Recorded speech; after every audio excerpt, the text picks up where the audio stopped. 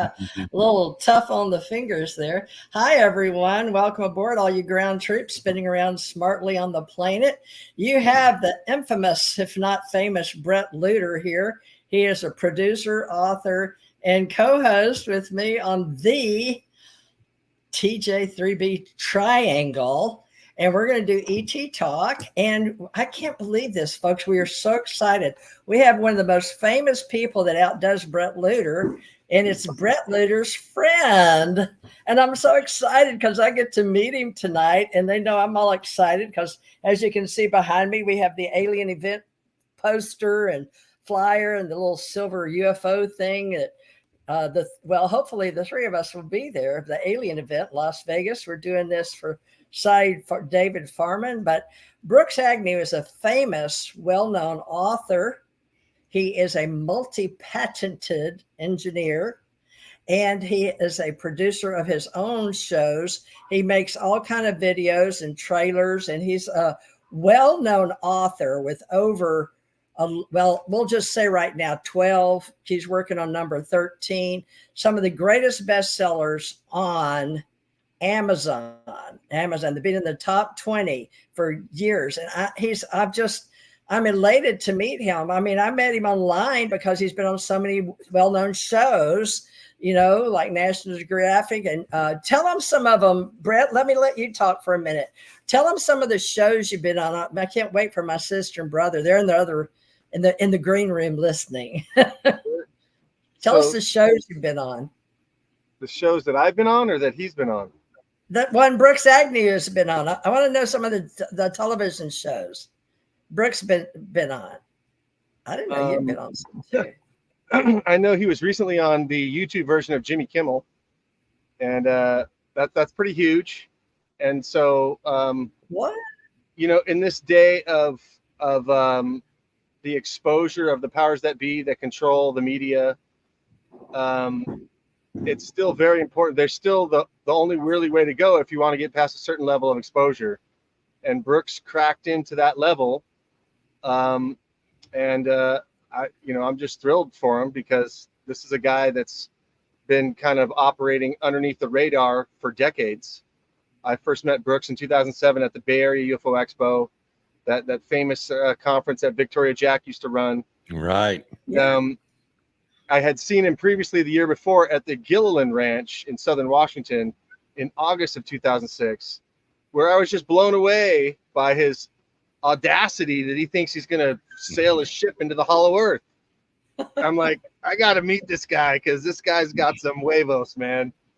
And, it's just been an inspiration for me ever since. Do I know all the shows he's been on? No, but I can tell you that he probably should be on a lot more because this guy knows his stuff. And he's versed in a wide range of fields, and we're going to see some of that tonight. And I'm always excited to interview Brooks.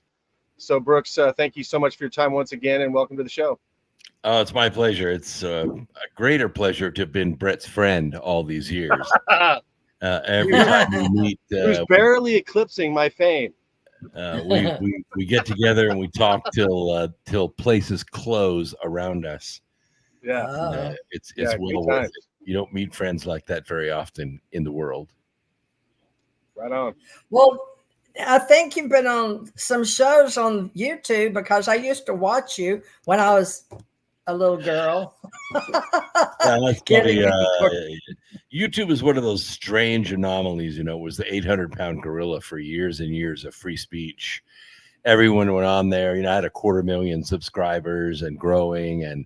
And then one day they just called and they said, we're deleting all your content. Your Hall of Moon series is way too dangerous for our community. And they deleted all my content and told me they were not doing business with me for life. And so I said, well, okay, so YouTube is going out of business. And so we just pursued other venues like Rumble and Twitch and DLive and, Truth Refugee and Foxhole, and we became famous on those venues. And YouTube is a great place to learn how to lay bricks or how to fix your Ford, but it is not a place for free speech anymore. But you were on National Geographic and History Channel, weren't you? I was. And tell me about the pyramids. Well, I've been to the pyramids many times, both in and out of them. And I've done my own analysis. And, I've met with others who have done great analysis, great friends with William Henry for over a decade. And also, Carrie Cassidy, and we've known each other since 2006. So, I've been in the community. The pyramids are certainly anomalous. I'm a little embarrassed for Egypt that they have such a fine facility or such a fine attraction, and they've really done little to nothing to restore or develop that for the world to see, and they've done less to preserve it. So I'm disappointed in that. But even in that, it's an amazing structure. It outdates Egypt by thousands of years. We don't know who built them or why. But we do know many anomalous things about them, like their alignment with the star formation of Orion, with their incredible architecture, obviously to make either a great statement of architecture, like see what we can do and you can't, or perhaps they were energy reflectors to protect the Earth from a periodic solar flash that happens about every 11,000 years. Maybe they protected Earth at one time, and there were pyramids all over the Earth. Maybe they protected Earth at one time, and they were blown apart or disabled. And now we're getting ready to see that flash again in about 20 or 30 years, according to the scientific experts and astronomers, except the pyramids are not ready to defend us again. Okay, yeah. Bret, you want to start with questions? Because between the two of us, I know we're going to have him back because this time's going to go by fast. And oh, by the way, I hear firecrackers, which we knew. I don't know if Bret, if you do, or Brooks, if you do, but they're outside my window. 4th. Okay, it's July 4th, so if you hear them, it's not people trying to get in or attack us. It's July 4th, folks. So thank you for joining us, everybody. Okay, Bret has some questions. We'll take a turn or two. Go ahead, Bret. So, it's ironic. I just saw an episode of Stargate SG-1 where they went to defend this planet, and they had a device called the Sentinel that wasn't working properly because a prior SG-1 team or SG team went and tinkered with it and messed it up. So when the villains of the SG-1, the Goa'uld, came to that world to try to attack it, the Sentinel wasn't working right. So you just mentioned that the pyramid system maybe isn't working right and it's not doing what it's supposed to do. What do you think it was supposed to do, and who gave rise to it? What civilization? Well, I've heard a lot of engineers. I read their stories and listened to their lectures about it being some kind of power plant, a power generator, but there was no distribution system, and the people 11,000 years ago really didn't have a need for that kind of power distribution. However, they were built in such a way in geographical epicenters, the Giza Plateau being the epicenter of all land mass on Earth, on the 33rd parallel, but they were capped with quartz crystals, and by the way, set on top of red granite and then encased in limestone on an enormous mica bed, which makes it a fantastic electrolytic setup for gathering energy and pulsing it back out, not from side to side, but straight up. So a lot like the movie Fifth Element, when the destroyer star came and the fifth element was inside, and they got the other elements all activated, and the fifth element launched this beam straight out the top of the pyramid. That's not that far-fetched. That if there was a solar pulse that happens every 11,000 years when the sun gets all loaded up with other particles and has this periodic hemorrhage, which we call a solar nova, not a supernova, but a solar nova. And all stars do this. It's kind of a Control-Alt-Delete for stars. They reboot. And when that happens, there's a great conflagration to the local solar system. In order to protect Earth, you would have to put pyramids all over the planet, because you have no idea what side of the Earth is going to be facing the sun when this pulse happens. If it happened to be the Giza side, that quartz crystal could gather that energy and reflect it right back up and create kind of a dome effect or an extra magnetosphere that could protect the Earth from that pulse. It would only last for a few hours, but it would be devastating if you didn't have that defense device. So it's not been activated in over 11,000 years. So it needs to be rebuilt and put back to its original function. Okay. So the Atlanteans, the Lemurians, who do you think was responsible for that? That's a very good question, because obviously the movement of these, not just the 2.5 ton blocks that make up the bulk of the structure on the outside, but the 60 ton blocks that are raised to incredible heights and placed precisely so tightly that you can't fit a piece of paper between them. And it's kind of funny because one of the engineers that analyzed this, his name is, he'll come to me in just a second. We're both engineers and we build big projects. And one of the things that we rely on when we're building things is a unified measuring system. In other words, if I order a block of basalt that weighs 60 tons and it's made in a factory or mine 1,000 miles away, I need to tell them how long I need it and how flat I need it and how wide I need it. And then they need to ship it to me and I'll put it into place. But the Egyptians did not have a unified measuring system in those days. They didn't have a way to transport a block that heavy. Now they say, even though the blocks were mined 300 miles away in Aswan, the red granite ones, they floated them by river. Well, the Nile was not really navigable year round, and the time period in which these blocks were transported could not have been transported along that river.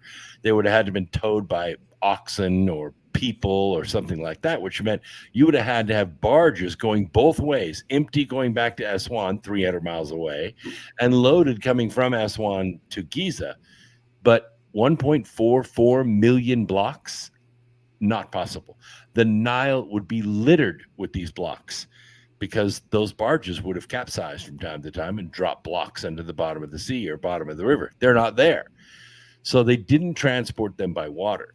But let's forget about those blocks. How about the black granite ones that came from Sudan, 1,000 miles away, not on the river? How do you get those blocks from where they were mined 1,000 miles away to that location and then fit them precisely into the pyramid about 75 feet up in elevation? We don't even have cranes that can do that today, not in that location in the center of the pyramid. We could pick up 75 tons, of course. We just can't set it way out there on top of a pyramid. It's not possible. Yeah, I can tell you from doing tile work and stone countertop work, I can hold a piece of tile in my hand and have difficulty putting it in the right place at 2 ounces, let's just say. So to put a 60-ton block precisely how they're put is absolutely amazing to me. So six of them, PJ. 6 60-ton blocks side by side, so tightly you can't fit a piece of paper between them. It's not incredible. Possible. Not with our technology today. So that means that some highly developed civilization built the pyramids in Giza, arranged them the way they were arranged, gave them all the mathematical anomalies that we are so amazed by today. And they were sitting there, pristine white limestone capped with quartz, when Egyptus walked into the Nile River Valley. And they've been there for thousands of years. TJ. So how old do you think I know we go by carbon dating.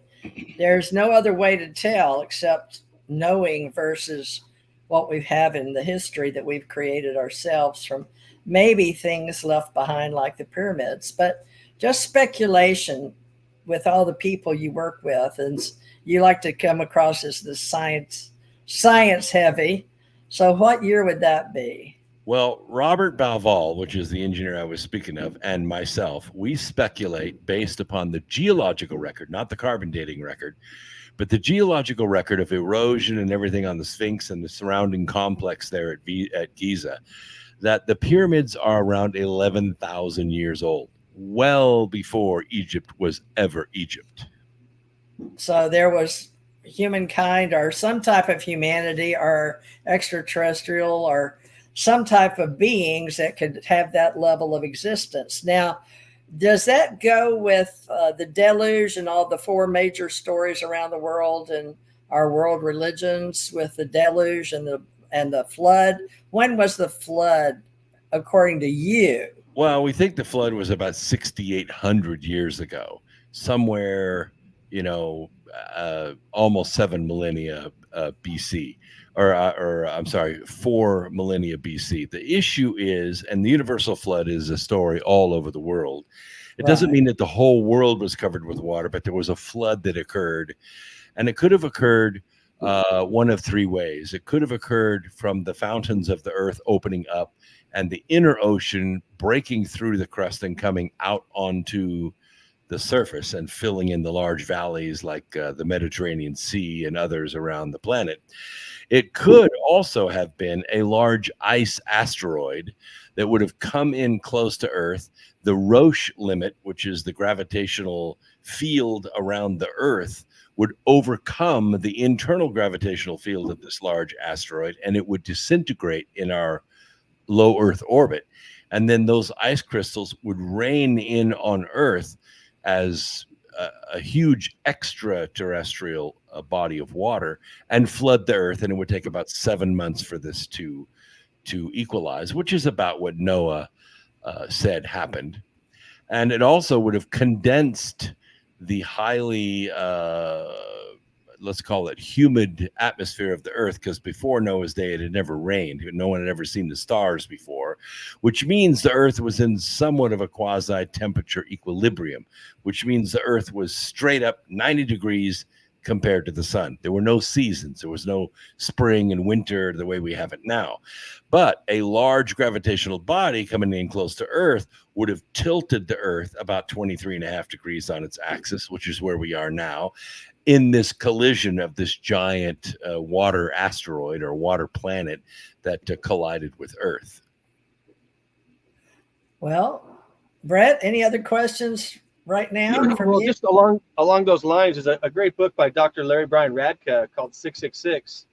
And it's about, not about the devil, but it's about what that number supposedly really means, according to him in numerology. But it's about the tail of a comet that was Venus.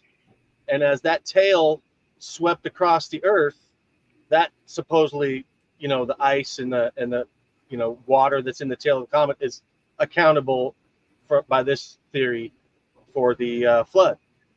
It's a fascinating book. And he talks about NASA hiding dome cities on Venus, that we know about those, which would lead to, Valthor and Omnic and this whole Venusian saga as a part of ufology.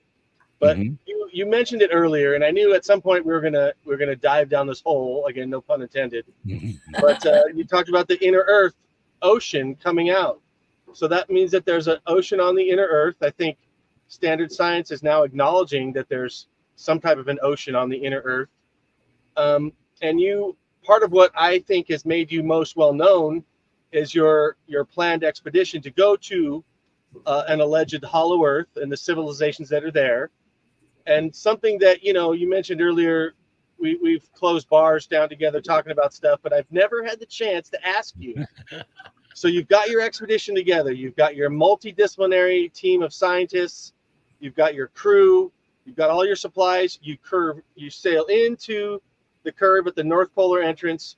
You meet the people that live in the culture of a hollow Earth, and you get in front of the king, and the king asks you, well, what makes you worthy enough to be here in my kingdom? What do you say? Well, for one thing, I was invited, but for the other, there's a lot of license that has been taken with the scientific expedition called the North Pole Inner Earth Expedition. In 2006, we had just published volume 1 of the Ark of Millions of Years, which, much to my surprise, became a Barnes & Noble bestseller, and we made a lot of money on that book. It kind of launched a whole nother career for me. Wow. It took 4 years to write that book, and it's nonfiction and everything, and it's factual. But along the research time of putting that book together, because it had a huge bibliography, about 85-page bibliography in the book, One of the books was called Our Hollow Earth, which I read, and I found it amusing, but amateur, and I didn't really pay much attention to it. Not until the L-Cross mission. When the L-Cross mission occurred, it spurred something that kind of caused a gold rush at the time. But we also launched Cassini about the same time. This is a satellite or probe that was going to Saturn to examine the rings of Saturn and perform quite a long space program. And while it was on its way, it turned around and took a picture of Earth. And what was reported was auroras over both poles at the same time. Well, that was not our understanding of where the auroras come from. We thought the auroras come from the solar wind, that highly charged particles come from the sun, they strike the upper atmosphere, they charge up the particles there. Those particles have to get rid of that energy somehow, so they do it in the form of light. But auroras over both poles meant there was another source of the energy that was causing the auroras. So Dr. Y. Sessions decided to do a study, which effectively is a CAT scan of the Earth, Dr. Y. Sessions at Washington University. So up until that time, we had collected about 600,000 seismograms. These are printouts that occur every time there's a big earthquake on the planet. And, no one ever really studied them except to say, yeah, there was a big earthquake in Malaysia, or there was a big earthquake in Tokyo, or there was a big earthquake in Peru or something like that, or Chile.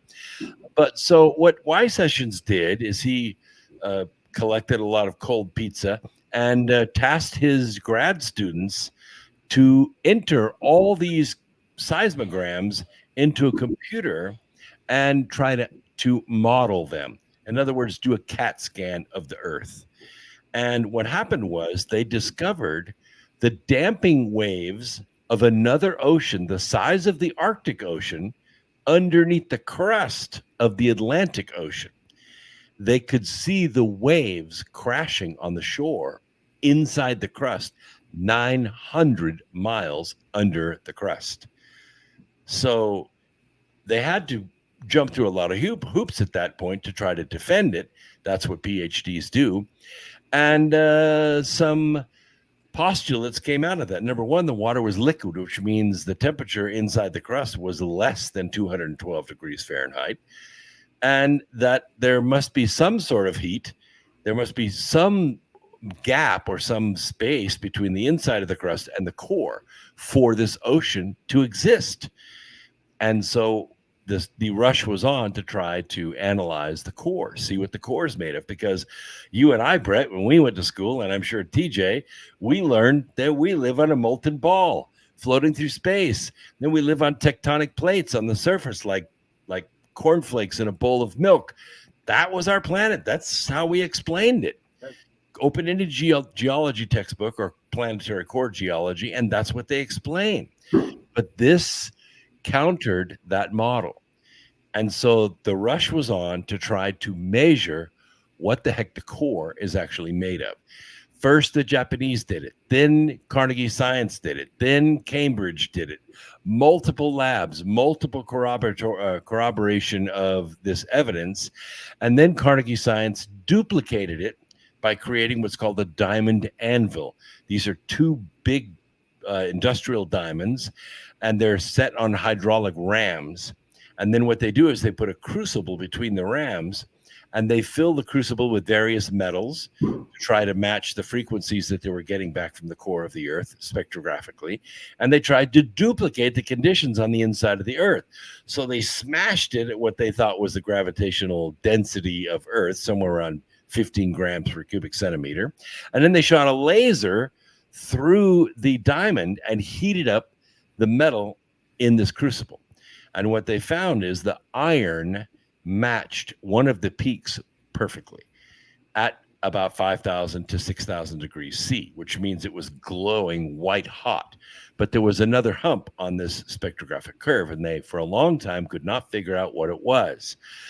So they did experiment after experiment after experiment to try to impregnate the iron with various gases and elements to try to duplicate that that peak. They knew kind of what it was, but they got close, and then they got exactly on. And the element was xenon. Now, the interesting thing about xenon is, if you know anything about the law of partial pressures, if I have an air gap above this bottle of Perrier I have in my hand, I could take a sample of this air, and it would tell me in exact proportion all the chemicals that are in the liquid part of this bottle. Well, we've been doing that for a long, long time, for 100 years with the ocean. But the xenon was missing. We didn't know where it was. It was in the atmosphere, but it wasn't in the ocean. Why? Is because it was locked in the core. And that formed an actual iron crystal. And this crystal is about 1,200 miles in diameter, solid iron. And this matched up with some other missing pieces of data. For instance, we measured the distance from the Earth to the sun. We know how long it takes the Earth to go around the sun, and therefore we can calculate the weight of the Earth. And we should be able to calculate, based on what we imagine the density of Earth is, the exact distance, what it should be from the Earth to the sun. Well, it was off by about 1,200 kilometers, and we couldn't figure out why.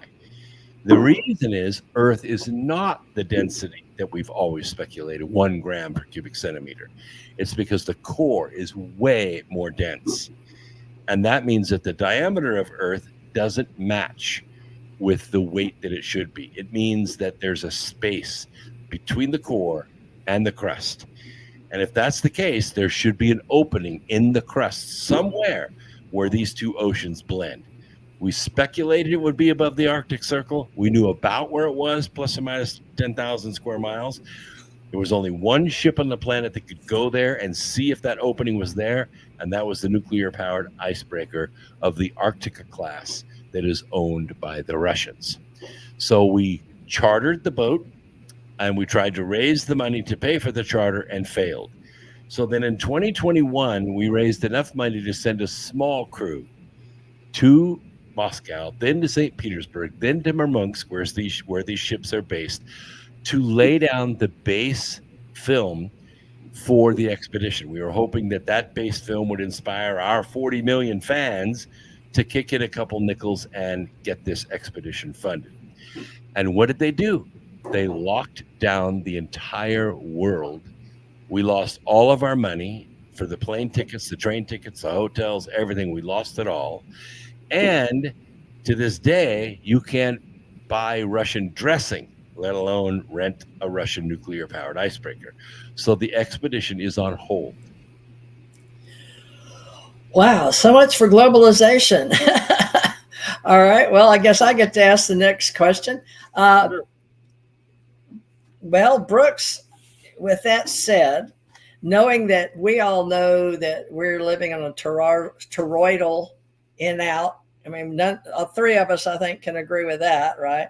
This xenon gas, I don't know if I'm going to bust the bubble on this or not, but how do you see that working with tachyon energy and in space, the way that we have spacecraft not of Earth origin? Where do you stand on spacecraft not of Earth origin and the way they are? I know you have many patents, but how they are energized. Let me put it that way. Well, I mean, you make a lot of assumptions in the question, so let me weave through that just a little. Be scientific, yes. One of the things that science is based on are facts, yes. And personal observations are facts. Okay. Of course, we like to see. Yes, they are facts, and we have to accept them. But the issue is, we like corroboration. We like verifiable, repeatable, reliable facts. That's how theories are developed from hypotheses. Okay. So we accept that UFOs are real. There's just too much evidence out there. I've got photographs of them. Bret has photographs of them. Everybody knows that they're real. So it comes down to basically two questions. Are they from here or are they not? Well, maybe they are not from here originally, but maybe they've been from here for a couple 100,000 years. And maybe it's an ultra-terrestrial race, that is to say, a race that had its zenith And that zenith ended, and for some reason they have not been able to assimilate into modern human life, and so they stay aloof and observe only mode. The next question we have to ask is, are they working with our governments, or are our governments working with them? Because one of the realizations that we have, one of the global facts that we have, is that these UFOs are not landing and working with the people. I've never seen them at a conference. I don't know anybody that conversations with them or selfies with them. However, there's hardly a government that doesn't admit that they've had some interaction, official or unofficial, with these UFOs. So those are the two questions. So let's answer them. Let's think about them for a second. If our governments are working with these UFOs, and let's just assume they're operated by higher level beings, on off-world or on-world, doesn't really matter at this point. They're working with these higher level beings. What are they trading to them for access to this higher technology? What are they trading? What are they trading to them? What are they trading to the drivers of the UFOs for access to this technology? What do we have that they want? Trading. Us, right? I mean, they're trading us. Well, that's the rumor on this planet anyway. I don't know about any others, but we can go there if you'd like. Let's ask the other question. What if they have been working with our governments? What if they've always been working with the leadership of Earth? And when we studied 44 ancient cultures to write the Arc of Millions of Years series, which, by the way, turned out to be 2,000 pages, all bestsellers on Amazon and Barnes and Noble, what we found is that there's a lot of evidence that they worked with the leaders of various ages. Let's just take, for example, Christopher Columbus. Okay, Christopher Columbus arrives here on this continent, and who did he meet? The Native Americans. You're talking to me? The Native Americans. Talking to me. And what were the Native Americans doing when Christopher Columbus came in 1492, say 1500 AD? What were they doing? That's a stretch. What were they doing, Brooks? I'm not sure we're going with that. They were killing each other. Oh, they were all at war with the Blackfoot, the Lakota, the Cherokee, the Apache, the Arapaho. They were all fighting each other. Why? Were there not enough buffalo, not enough trout, not enough berries, not enough land? Of course there was. I see where you're going with this. They were fighting each other because their gods told them to. That's what they do, yes. And that's what the UFOs drivers have been doing forever. Keeping them wars. That's what they're doing now. Okay. What about anything else besides the war part? Well, it's obvious they're not trading any technology to me. I have to come up with that on my own. That's sketchy, yes. I've examined some of the patents, like the infamous Navy patent for anti-gravity drive. You ever read the patent? Not really. Not at your caliber. No, sir. I'm a glancer and move on. I'm a surfer. I've read the patent. I analyzed it. Now, you don't have to actually build a prototype to get a patent. I build prototypes because I care about them. I need to be able to prove that I can do what I say I can do before I get my patents. But they have never built it. Why? Because one of the materials that they need in the Navy patent is called exotic material. Exactly. Yeah, I knew that. And you know what exotic material is? Not from Earth. It's neutron star material. Have we ever visited a neutron star? No. If we did. Did it say neutron star, though? Yes, it did. Well, it said exotic material. And if you exotic material, it's high density material from a neutron star.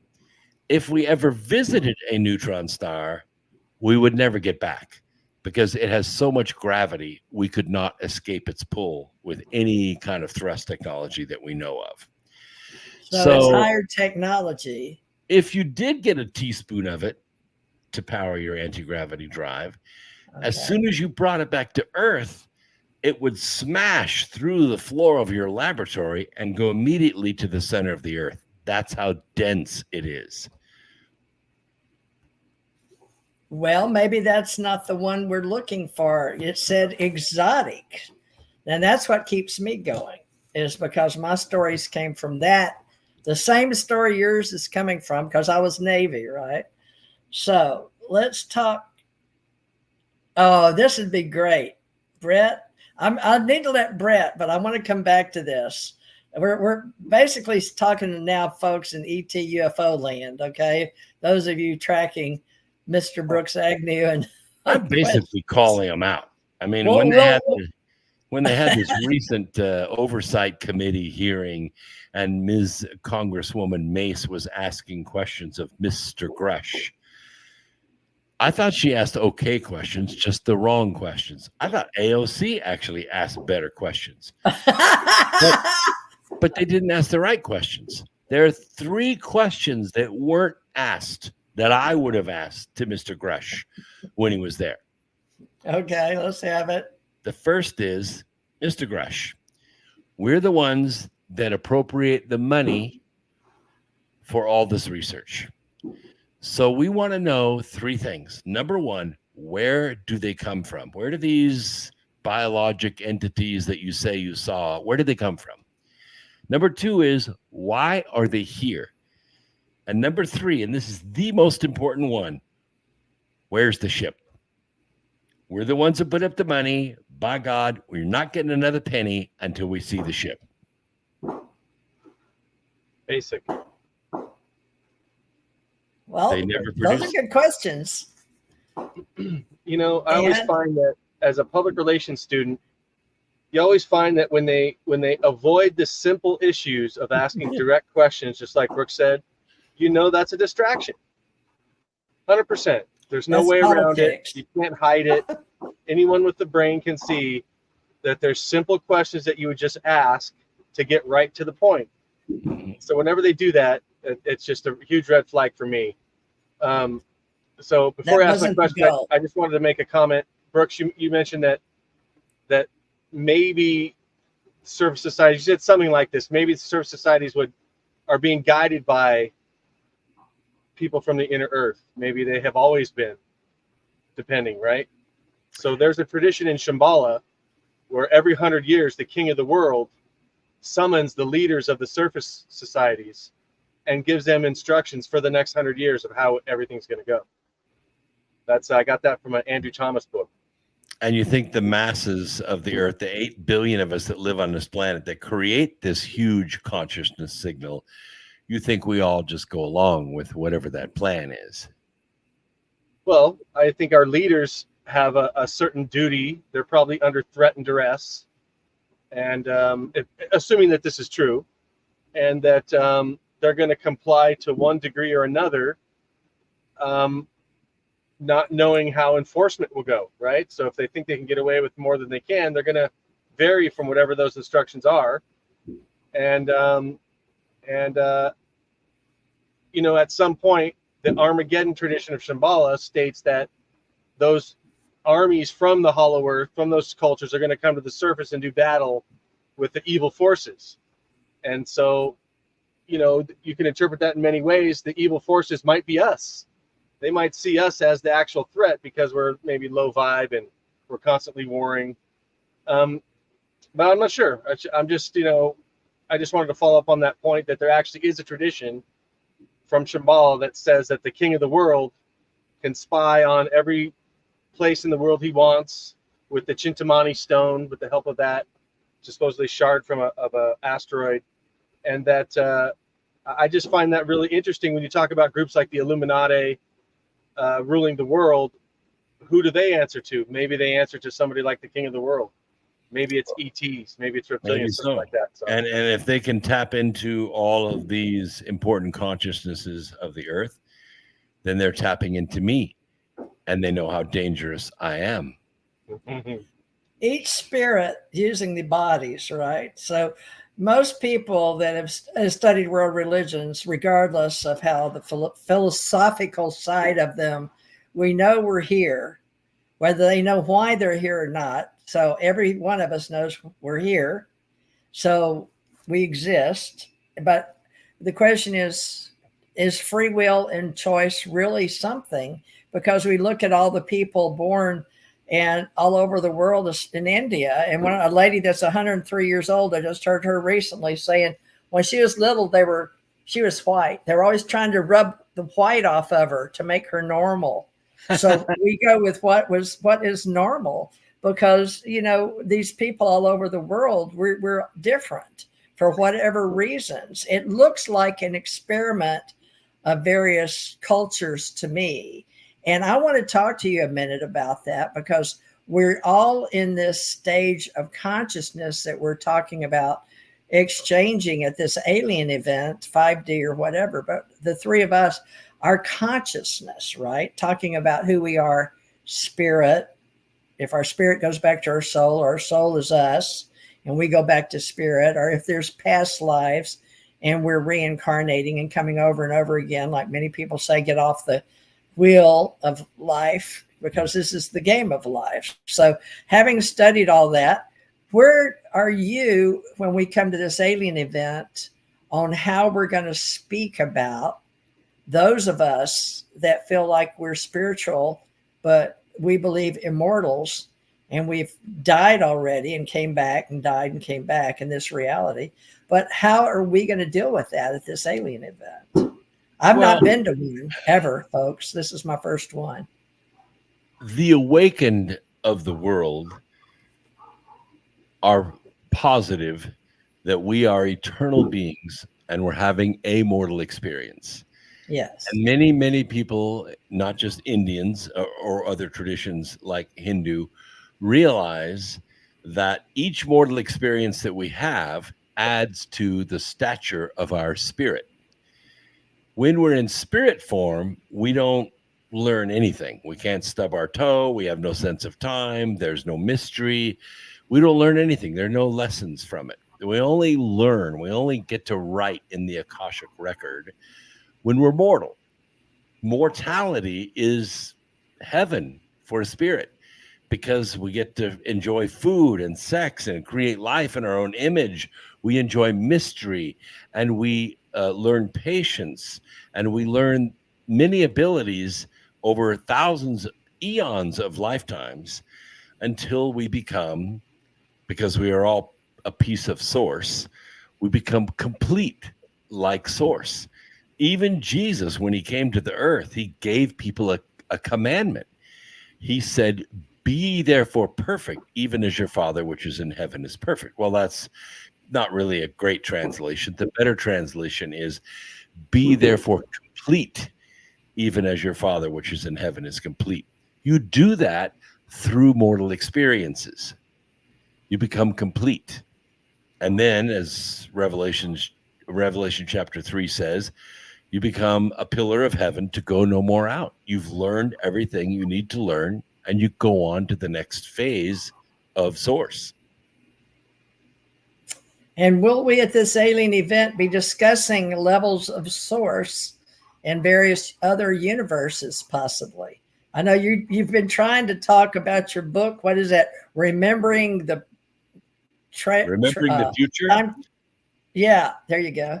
Yes. Yeah, did you write the book on that? Yes. I have discussed to hundreds of thousands of people. In fact, Bret met me at Trout Lake when I first introduced the idea that we are these mortal beings, and we're having this eternal beings having a mortal experience, and that the building up of this experience is what makes us who we are. And what's happening for the last 100 years or so, actually maybe 140 years, we've been drawn together all over the planet. We feel this incredible urge to come together, not on the internet, because that's just an intellectual experience, to get within that 6-foot radius to each other, so our auras, our spirits begin to merge, and we remember who we are. These live events, that's what's saving the world right now. Yes. That's why in 2021, they tried to end them They tried to keep us apart because they knew we were getting together and we were awakening. They can't stop us. You're right on target. Perfect. I didn't know you went this deep, but thank you for doing that. That's great. Bret, back to you. Okay, so Brooks, I've seen a number of your lectures. You speak on a wide variety of topics with authority. What are you going to be talking about this October at the Alien event in Las Vegas? Well, that's a good question. Last time I spoke on asteroid mining and the future of energy. I would very much like to introduce my new lecture called The Body in the Soul. It's an extrapolation of the Remembering the Future lecture, which I have never given at an alien event because David just doesn't have a platform for me to do that. So I would like to introduce that lecture. It'd be the first time it's ever been given live. Okay. That would be wonderful. Give us the gist of it. Well, the gist is that we have a concept, and we've had it, I guess, since the earth cooled. When we get to the 6th chapter of Genesis, we realize that we've been introduced to 5 races, none of whom are from Earth. They're not from Earth. And yet they've been allowed to proliferate on the Earth. And we've been taught that our spirit comes into the body, that it resides in the body, that we get captured in this 3D form, and we get tricked into thinking we have to work for 65 years and then retire and live on crumbs until we get old and die. And we actually think that filling up our garage with toys is the goal of life. You know, you deserve it. Every commercial we see on TV tells us this. But the truth is, the body is actually a peripheral. It rests actually in the arms of the spirit. This is how we access the 3rd dimension. But we are much larger and much older than this mortal body. And once we realize that this body is just a peripheral for us to experience this dimension as multidimensional beings, it puts everything in perspective for us. I can only imagine what that would look like in some type of an animation. It is going to look awesome. Let me tell you. Are you planning something like that? Yeah, it's a 60-minute lecture, and by the time you're done with it, you're going to be amazed. I bring in all of the old civilizations and what they believed was our symbiotic relationship with the Earth, but also the fact that physics has irrefutably come to the conclusion that we do not have an infinite number of dimensions.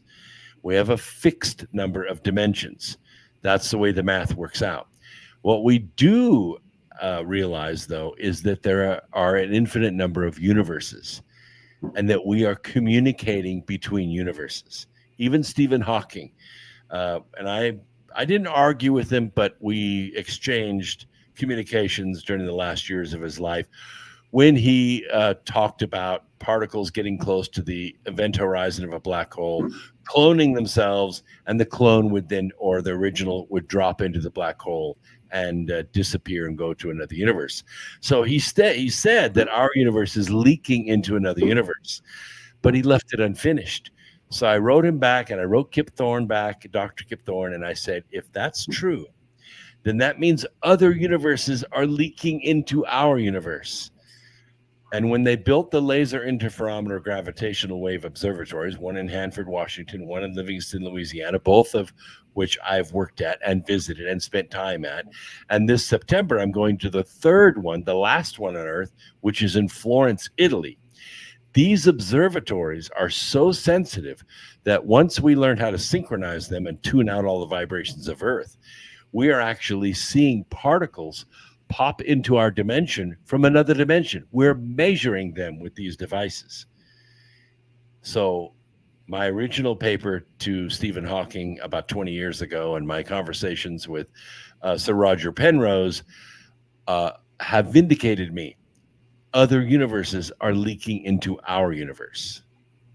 That's brilliant. Now, where did you get all this education? Because I know you said by the time you were 9, you've been a futurist. Yeah. So let's talk about human anatomy and the way you thought you were supposed to be versus who you are now. Because we've all changed in this awakened state, getting agier, older, if you will. Well, everybody goes through these, I guess, periods of ascension. And most people have them around 9 or 10, and then again around 19 or 20, and then sometime later in life. And we kind of fall back to sleep from time to time. But mine occurred at age 9 in the mountains of the Sierra Nevadas when I was camping with my grandparents and my mother. I had a lost time experience all day, like 8 hours disappeared, and it got me in a lot of trouble. But I couldn't explain it, and I've tried to go back there a gazillion times, and the only thing that I remember seeing is looking up and seeing I was like in the middle of a 1,000-story mall. I was on the ground floor, and I was looking up, and I could see 1,000 balconies above me, and people were leaning over the balconies looking down at the people on the ground floor, which is where I was. And I had a guide. And the guide was not human. The guide was insectoid. I don't know how to explain it any other way. And I asked him, "What is your name?" And he held his hands up like this. That was his name. And that's all I remember. Except that when I went back to school in the fall, we're now starting the 4th grade, right? I knew everything. Everything they tried to teach me, I was blurting out the answers before the teacher even finished the question. It was so bad, my parents pulled me out of public school. I was then working with Long Beach State University, which, if you remember, California was doing a lot of studies in the 50s and 60s on kids of NASA employees. I was one of them. So they put me in military school to try to rein in this adult in a boy's body, and they couldn't do it. I finally begged them. In the 7th grade, I was allowed to go back to public school, and in the 8th grade, I won a math award in the state of California. When the newspaper came to interview me, this was 1968 now, she asked me, "What do you want to be when you grow up?" I said, "I want to be an asteroid miner." We hadn't even gone to the moon yet, and I already had all this figured out. So it was a curse because I couldn't be a kid. I was something else. Now I'm old, so people accept me the way I am. But I spent 6.5 years in college, and I paid my own student debt back.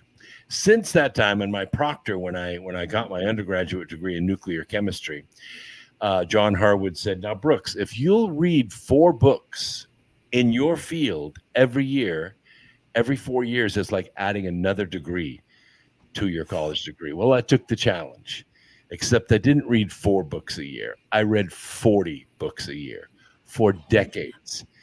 And what happened was I just outstripped everybody. So I sit here as an anomaly. As Bret says, I fly under the radar. Well, apparently you've been very successful in this reality. Bret, we've only got 5 minutes. Do you guys want to come back another hour later on? I know Brooks already does his own show and has his following, but I would love to ask you so many questions that before October when we meet in person. And I would like to hear some of the things you'd like to know about Bret and me as well, but we really don't have time tonight. So this is all about getting to know Brooks Agnew and all of our people in our Authors Club and the people that follow us in social media, and just getting to know you, Brooks, because, I told you, I've always been a fan of yours. I could never figure out the kindred spirit, but I think I know now, because if Bret's listening, he's heard my story very similar to yours. So we will get together in Vegas in October. And if you're out there listening on Facebook or wherever you're listening to this program right now, you need to be there. Do whatever it takes to get there, because this is going to be one amazing conference. If you're awake and aware and you want to do some self-awareness, consciousness sharing, Saeed's even told me that he would like me to maybe run like a group or something while I'm there? And I said, sure. I'm going to be there 4 days. But I was asked to speak a couple of days and on subjects that deal with extraterrestrial UFOs, because that's all I've ever studied, ufology, pretty much, metaphysics and ufology. So Brooks Agnew has been along that way. And Bret Lueder has always been a journalist as long as I've known him. That was his degree. And he's writing a book. Okay, let's do that. We got a few minutes. Books, everybody, because we're all authors, consultants, and orators, meaning we speak. Bret, would you go first? Tell us about your book. Brooks mentioned about ascension, or he mentioned the word ascension. Yeah. Well, just to before I do that, the idea of reading so many books a year, that's, I mean, I'm nowhere in the category of Brooks, but I tried to read 10 to 12 books a year. That's good. And it actually, looking around, my regular soccer buddies don't really get some of the things I'm talking about. And I'm just like, you guys just got to read. And they're like, well, I read Surfer magazine, and it's like, well, okay, that's reading, but you're not reading about, UFO cases or alternate physics or just the whole spirituality, ancient history, all this stuff. I was just soaked it up like a sponge. So really, I'm in agreement with Brooks that if you really want to get ahead in this society, it's reading books and just absorb it like a sponge. Yeah, and readers are readers. You don't even know where you're going to end up, but you're going to end up, and then you're all of a sudden going to realize I'm at a certain level. How the heck did I get here? It's an amazing feeling. And if you need inspiration, come to the live events. Get energized by other souls. Hang around and go to some of the panels and hang out with us by the pool after the conferences each night. And I can't say enough about Saeed. Everybody's trying to put together these live events. Some of the big institutions have tried to put on their own programs, and they've dominated everything. They've sucked so much money out of the community, and they leave them empty. But Saeed hangs in there. Every year he does 2 conferences. Every year the world's best speakers come to these events. What we need is the people to come to the events and receive the energy, get the inspiration, and then do what Bret has done. Yeah. Okay. So, I'm getting close to finishing a book called Agents of Ascension, UFO PR. It's a first book in the three-part series. And it's basically just about how public relations has controlled the UFO narrative from the beginning. And really, the UFO subject is really a portal to many other subjects like politics, ancient history, secret societies, technology. So really, and I've had multiple inspirations for this, but when I saw Brooks in 2006 at the Gilliland Ranch, I was literally blown away, right? I was a hotshot soccer player at the time, playing high-level soccer. And so I knew what bravado was. And so I'm watching this guy talking about sailing a ship into the Hollow Earth. I'm like, dang, man, that guy's got some, what? So that really, I knew of the Hollow Earth before that, but it really lit my candle to go study the Hollow Earth even more. And not knowing where I was going to go, but just sheerly reading all the books that I could get my hands on, going back into history of the Hollow Earth, of people that theorized about it, I wound up with a unique theory. And so I think if I can do that, anyone can do that. So I've got Brooks at least partially to thank for that. And don't sell yourself short, Bret. You're one of the most naturally intelligent people I've ever met. Wow, thank you. Naturally, that's too bad you're not cuter, Brooks. I'm pretty cute. I'm just kidding. A little more feminine, I guess I should have said. But so, Brooks, what's your next book? My next book is called Glance of Angels, and it is a sequel to my book called Charm of Favor. Oh, great. Charm of Favor is a true crime book about a war, which you find very interesting, between the deep state and patriots. It's a war that's going on right now. Charm of Favor is very prophetic. Things that are in that book are happening right now as we speak. And Glance of Angels goes to the next level. Glance of Angels. Is that like the Watchers from another level or no? There are Watchers, absolutely, in both books. Angels Unaware. That's in the Bible, folks. Read it. There's so many things out there, myths, legends, books, that so much to do on this planet that there's just not enough time to do it. If you don't think they're real, watch the world leaders that go down to the Antarctic and do more than just visit penguins. Oh, well, the king of the world has invited them down there every 100 years, man. So that's my take on that. Books. Okay, how do we get a hold of you, Brooks? Yes. Oh, the easiest way is to go to my website, brooksagnew.com. I try to link everything through there, my podcast, my books, my philosophy, health and aging products that I use. I figure if it can keep me young, it can keep you young. So that's the best way. And I have a great contact form. It's almost anti-spam, spam proof. So write me. I promise you I will write you back. And if you buy any of my books, paperback or Kindle, I will give you the audio version of that book for free. So if you're not a great reader, don't worry about it. I read it for you. Do you use your voice to do it? Unfortunately, I could not afford a professional. So yes, I read the books. You have a beautiful voice, a very good radio voice. So, a lot of people say they don't have the face for television, but they do for radio. But I think both of you gentlemen have been blessed. I don't know who puts our mugs out there, but some of us seem to have, I don't know, angels' blessings. I don't know what you want to say, ET blessing. Well, folks, I don't know if you consider this ET talk or not, but I surely do, since I believe alien civilizations exist and we are the authors of our own life story.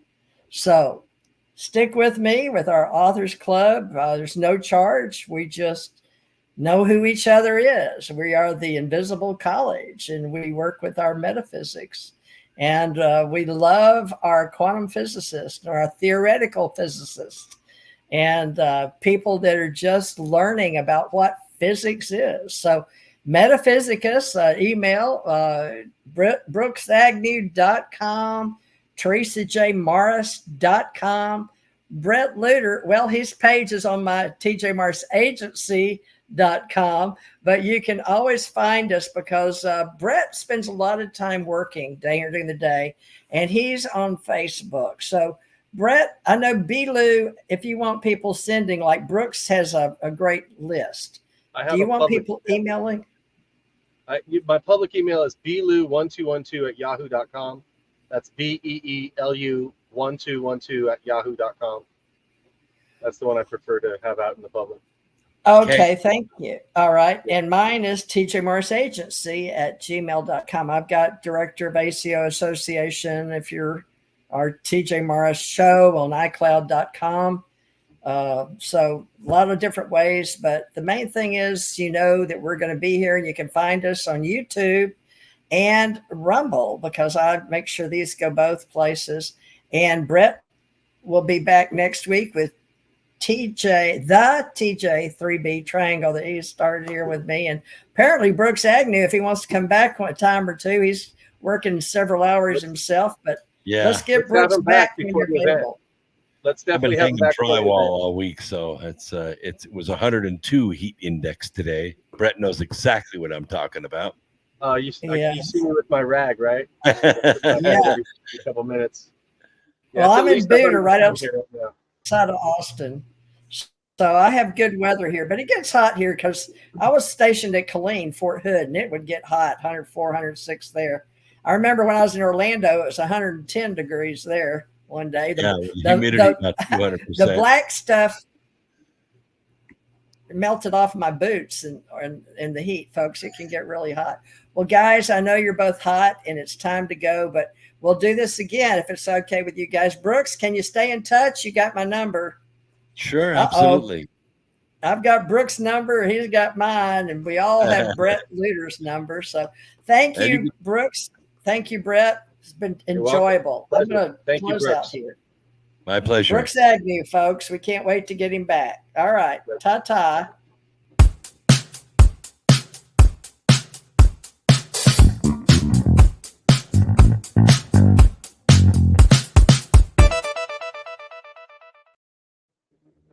Who does that? Uh, Okay, you gotta shut it off.